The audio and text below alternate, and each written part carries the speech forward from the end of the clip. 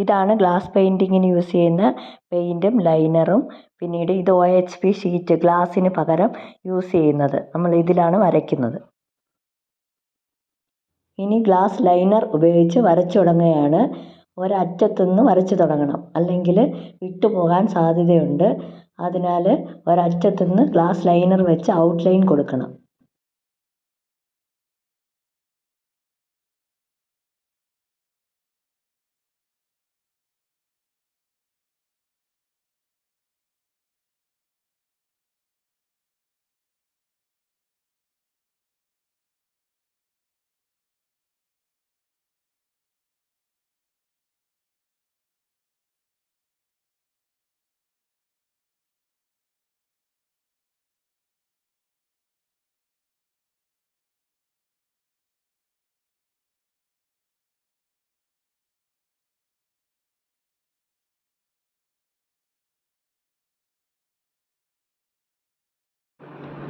ഇപ്പോൾ ഔട്ട്ലൈൻ കൊടുത്തു കഴിഞ്ഞു. ഇനി കളർ കൊടുത്തു തുടങ്ങുകയാണ്. ഔട്ട്ലൈൻ ഉണങ്ങിയതിന് ശേഷം മാത്രമേ കളർ കൊടുക്കാൻ പാടുള്ളൂ, അല്ലെങ്കിൽ അത് മിക്സായി പോകുന്നതാണ്.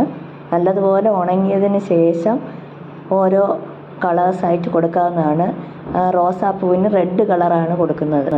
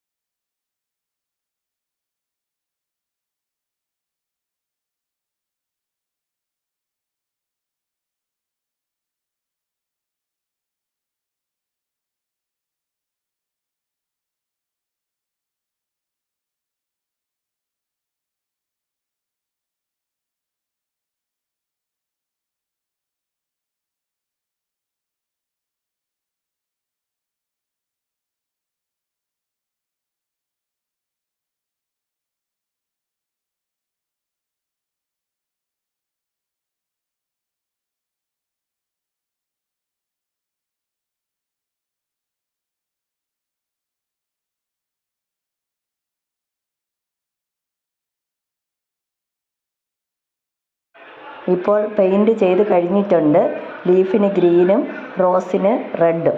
ഇനി നന്നായിട്ട് ഉണങ്ങിയതിന് ശേഷം നമുക്ക് ഫ്രെയിം ചെയ്ത് വെക്കാവുന്നതാണ്.